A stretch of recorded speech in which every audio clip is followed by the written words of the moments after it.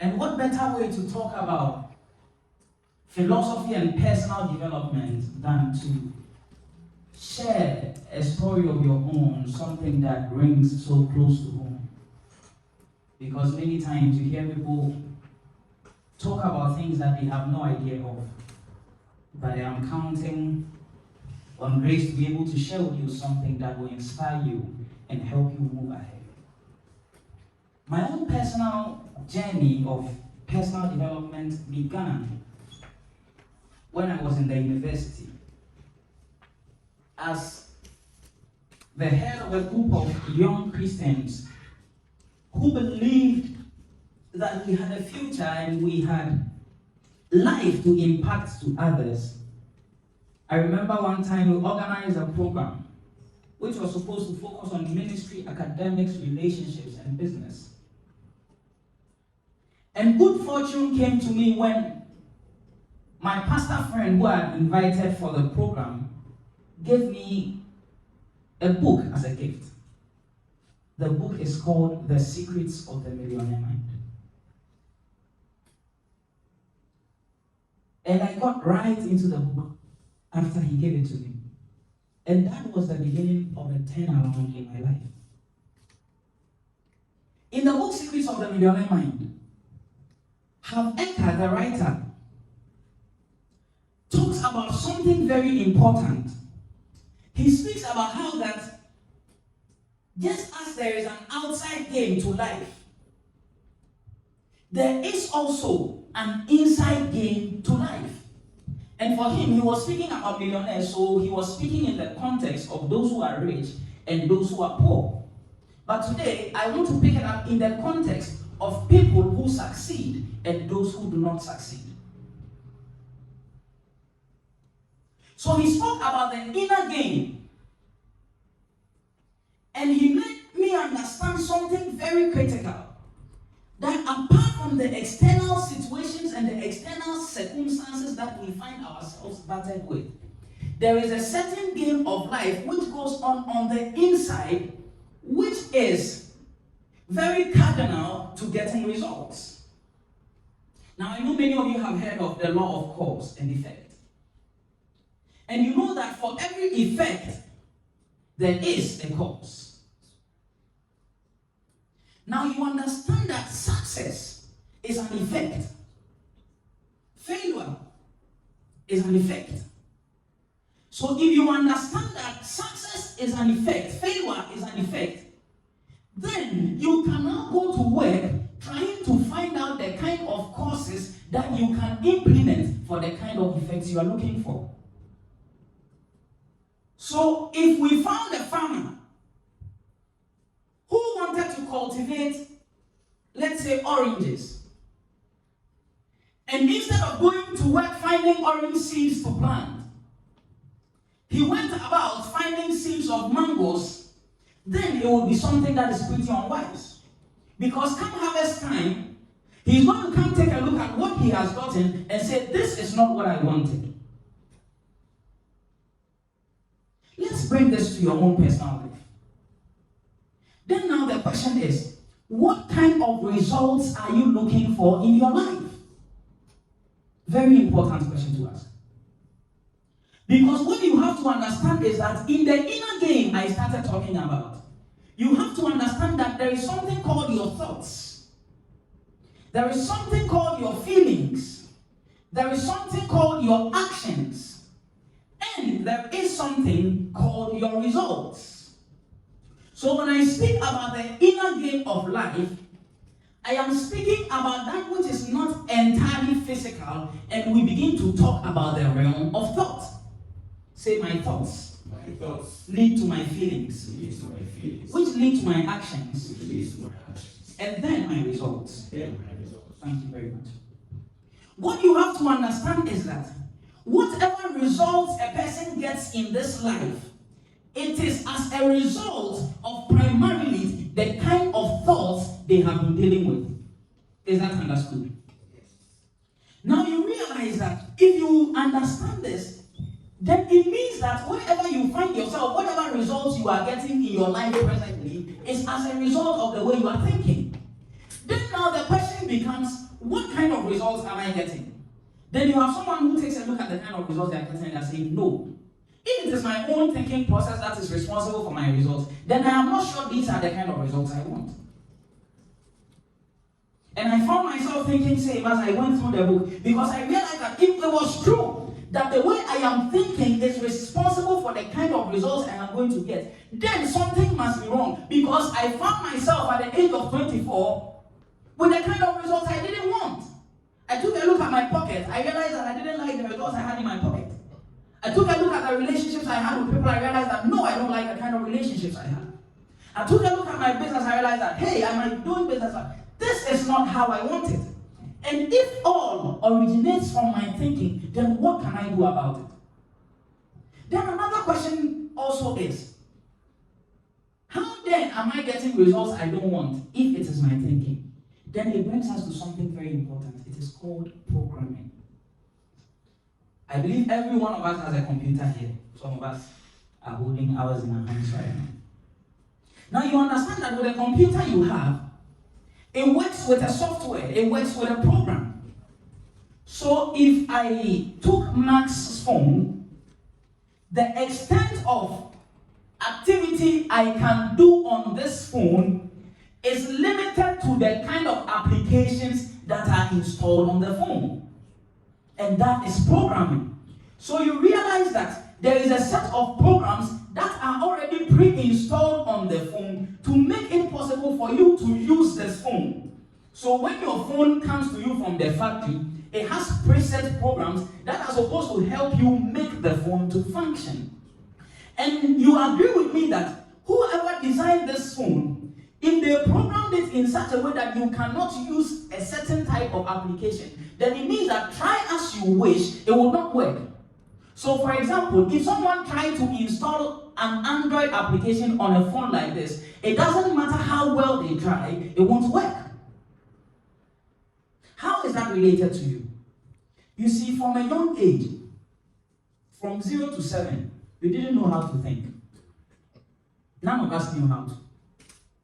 So when we got on the scene, the people that were around us were the ones who taught us how to think. So if you grew up with poor parents, it is highly likely that around this time, your pocket is doing the same thing your parents' pockets were doing.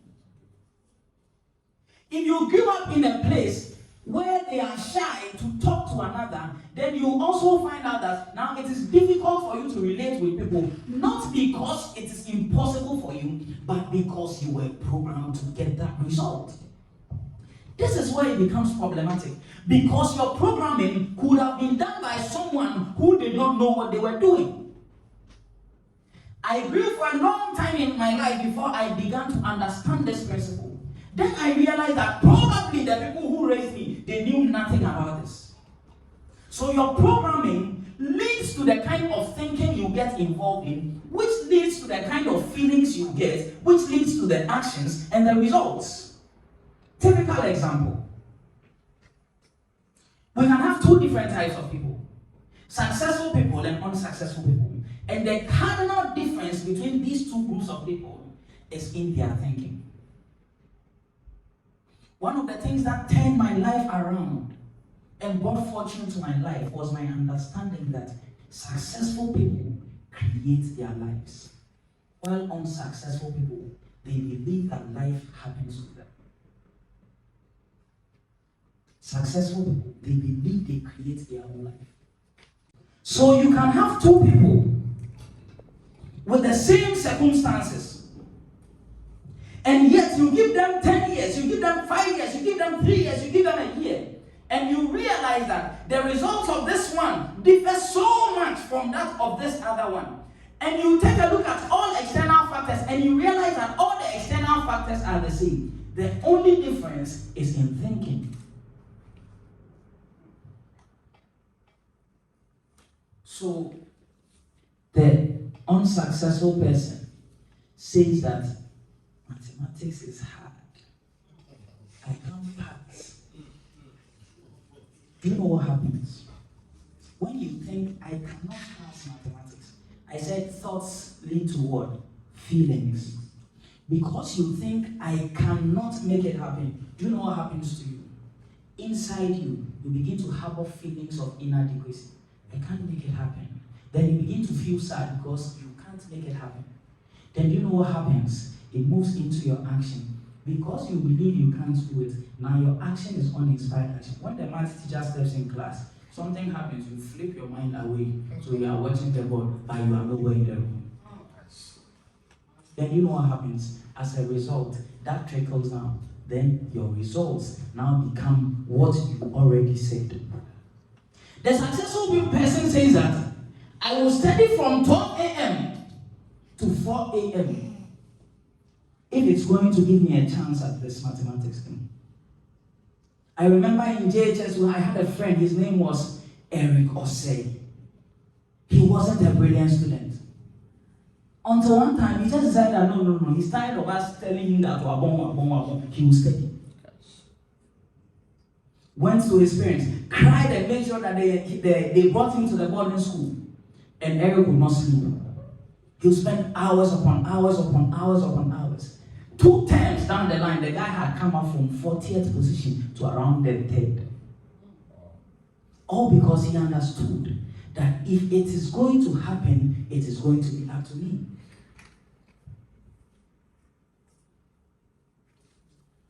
If it's going to happen, it's up to me.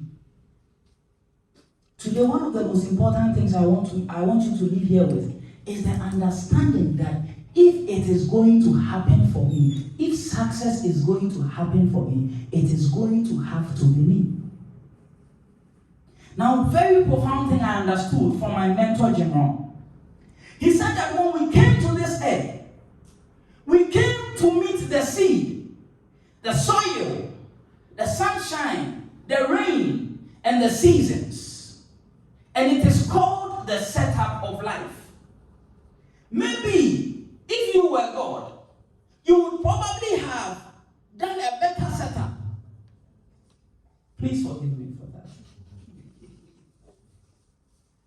Maybe for you, there would have probably been 18 hours of sunshine and 6 hours of darkness. You could probably arrange it such that you can have 24 hours a day and 12 hours extra night. You do 36 hours. Maybe you could have arranged it that way. But when we got here, the setup of things is such that there is seed, there is soil, there is sunshine, there is rain, and there is the seasons. And that is how it is set up. Now, what can you make out of the rain and the sunshine and the seasons and the seed and the soil? Can you take a bit of the soil, put it into the ground, begin to cultivate and cause growth, so that out of that which you came to meet, you create something? You have to understand the setup of life.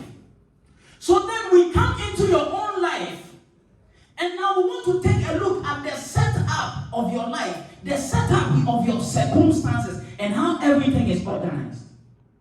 And when you take a look at the failed educational system, when you take a look at a government that does not seem to care about its youth, when you take a look at a nation that does not seem to know where they are going, when you take a look at all those circumstances, how difficult it is for young people like us to be able to start business, when you take a look at all that is wrong, you now begin to ask yourself the question, what can I make out of this setup? Maybe if you were president, you would do a better job with your cabinet and how everything else is set up in the country. But now, what can you do about the present setup? You have to be able to understand that humans have the ability to adapt to situations. So humans have the ability to emerge out of everything that life throws at them. The wise man said that humanity did its greatest building when there were greatest limitations, when the limitations were greatest. You take a look at the bridges that were built of old. You take a look at the kind of architecture that they built back then. And then you understand that in the times where they had least opportunity, they made the greatest out of it. So today, leave the field is you that whatever situation you find yourself in, your philosophy, your arrangement of your thinking can decide what kind of results you get.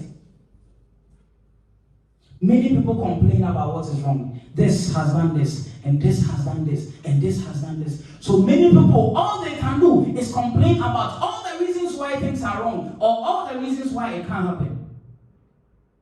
A wise man said, spend 5 minutes complaining and you have wasted 5. And you may have started what is known as economic cancer of the bone. Surely they will soon haul you off onto a financial desert and then let you choke on the dust of your own regret. I hope I said that well. Bible speaks of a people called the people of Israel of Old Testament. Bible says that they were promised by their God that he would take them into a land that flowed with milk and honey. And along the way, they complained so much that Bible says that God from up there said, I've had it. None of you is going anywhere again. All of you are killed. What does that mean? It means that complaining will kill your future. Instead of looking at all the things that are wrong, what can you make out of all this confusion? What can you create? The most important thing that comes to mind now is now the question, what do you want? With the understanding that your thoughts lead to your feelings, which lead to your actions, which lead to your results, are you going to spend time thinking constructively so that you can begin to feel good emotions, translate those into inspired action, and get results that are good for you? Or are you going to sit and complain, feel bad, translate those into uninspired action, and get all the bad results? What can you do with economic turmoil? What do you want with your life? You now say that it does not matter what the setup is. You can't do anything about it. Imagine when we got here, there was this huge thing that goes up for a while and comes to hit the floor. Bam. After a few minutes, it does that again. You can complain about the arrangement that is going on there, but I'll be very wise to not complain from under that thing. Because if you complain from under it, it will come and crush you. You can complain about all that is wrong. But today, I am not here for the complainers. I am here for those who understand that if it is if it is going to be, then it is up to me. So we said we are looking at creating a life of freedom. And true freedom is in understanding that wherever you find yourself now is as a result of the kind of thinking you have been involved in the past. And when you can understand that key, and you understand that successful people know that they create their lives, then you are on your way to true freedom. Because then now you understand that you have your freedom to think. You can take a look at all the situations around and say, me, Kwesi Boateng, this is what I want. You can say, this is the kind of business I want. This is the kind of car I want. This is the kind of life I want. You take a look at the whole setup and you begin to understand that if only you can begin to think, if only you can make a decision, if only you can stop complaining, if only you can decide that your life is up to you and you will do what it takes, will you read the necessary books? So, Secrets of the Millionaire Mind, just one book, turn my life around just like that. My question is, would you read a book if it had such power, such capacity to help you turn your life around?